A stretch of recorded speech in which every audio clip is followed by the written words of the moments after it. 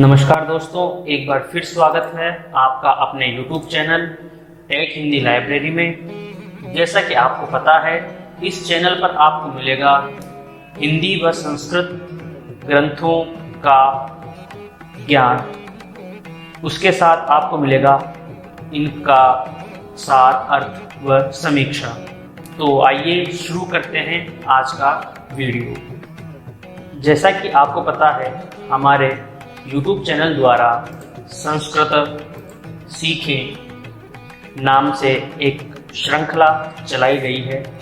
इस श्रृंखला में आज हम पढ़ेंगे पाठ संख्या 2, स्वर की मात्रा व वर्ण विच्छेद। तो आइए बिना किसी देरी के हम वीडियो शुरू करते हैं। वर्ण दो प्रकार के होते हैं, स्वर वर्ण और व्यंजन वर्ण। तो यहाँ हम स्वर वर्ण की मात्राएं पढ़ेंगे और व्यंजन वर्ण पढ़ेंगे। तो जैसा कि आप लोगों को विदित है, स्वर की जो मात्रा होती है वो अ, आ, ई, उ तथा री, ए, ऐ, ओ, औ, अं, अह इस प्रकार से समझी जाती है। तथा अ की कोई मात्रा नहीं होती तथा आ की एक खड़ी पाई यानी एक खड़ा डंडा होता है।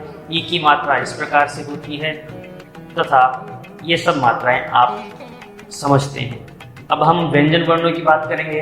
तो व्यंजन वर्ण मुख्य 25 होते हैं, जिसे हम स्पर्श व्यंजन भी कहते हैं, और 5 वर्ग होते हैं, क वर्ग, च वर्ग, ट वर्ग, त वर्ग और प वर्ग।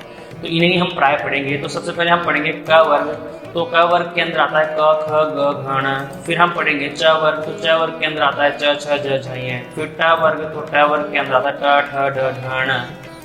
फिर हम पढ़ेंगे त वर्ग। त वर्ग में आता है त, थ, द, ध, न। फिर हम पढ़ेंगे प वर्ग। तो प वर्ग के अंदर आता है प, फ, ब, भ, म।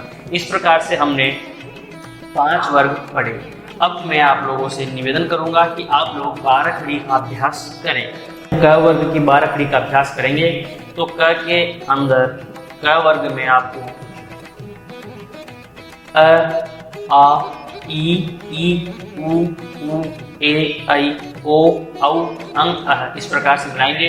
तो जैसे हम क के अंदर अ मिलाएंगे तो हमारे सामने क के अंदर आ मिलाते का, ई मिलाते की, बड़ी मिलाई की, कु, के, कई, को, कौ, कम, ख इस प्रकार से बन जाएगा। अब इसे हम क वर्ग का दूसरा वर्ण ख की अभ्यास करेंगे। तो ख में भी खा, खा, खी, खी, खू, खू, खे, खई, खो, खौ, खं, ख।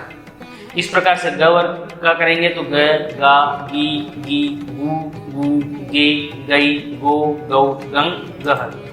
तथा घ का करेंगे। तो घ, घा, घी, घू, घे, घई, घो, घौ, घम, घह। इस प्रकार से हमने क वर्ग का अभ्यास किया। अब मैं आपके सामने च वर्ग का भी अभ्यास अपन लोग करेंगे। तो जिस प्रकार से हमने क वर्ग में मिलाया था, उसी प्रकार से अगर हम च वर्ग में मिलाएंगे तो च में अ, आ, ई, उ, ए, ऐ, ओ, औ, अम, अह इस प्रकार से वर्ण मिलाने पर च, चा, ची, चू, चे, चई, चो, चौ, चन, च इस प्रकार से वर्णों का अभ्यास हम करेंगे। 6 वर्ग मेरे बोलने के बाद में आप इसका उच्चारण अपने मन में कर सकते हैं। छ, छा, छी, छी, चू, चू, चे, छौ, छन, छह। इसी प्रकार से ज का उच्चारण करेंगे। ज, जा, जी, जी, जू, जू, जे, जो, जौ, जन, ज। तथा झ वर्ग का उच्चारण करेंगे। झ, झा, जी, झी, जू, जू, झे, झई, झो, झौ, झन, झ।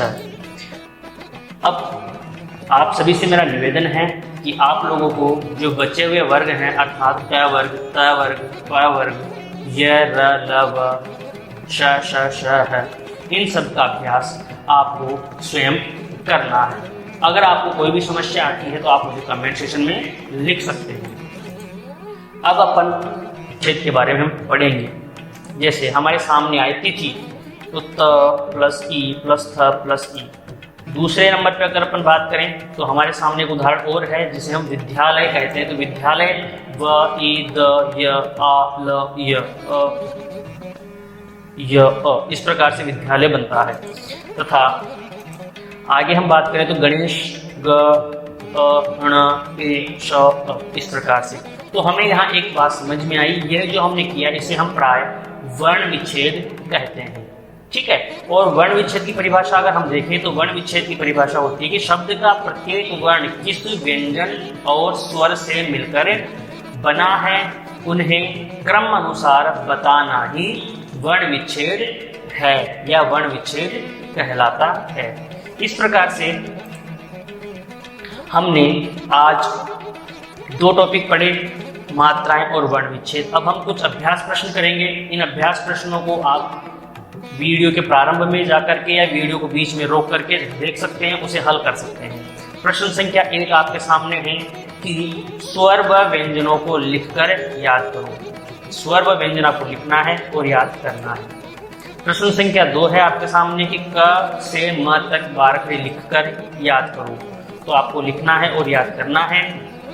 प्रश्न संख्या 3 है कि वर्ण विच्छेद क्या है, उदाहरण सहित आप लिखें। तथा प्रश्न संख्या 4 है कि स्वर की मात्राएं लिखकर आप उन्हें याद करें। इस प्रकार से हमने आज दूसरा वीडियो कंप्लीट किया है। अगर आप लोगों ने पहला वीडियो नहीं देखा है तो डिस्क्रिप्शन में उसका लिंक है, आप वहां जाएं और आप उसे देखें। अगर आप लोगों को किसी प्रकार की कोई समस्या है तो आप मुझे नीचे कमेंट सेक्शन में लिख सकते हैं, मैं उस समस्या का निवारण अवश्य करूंगा। धन्यवाद।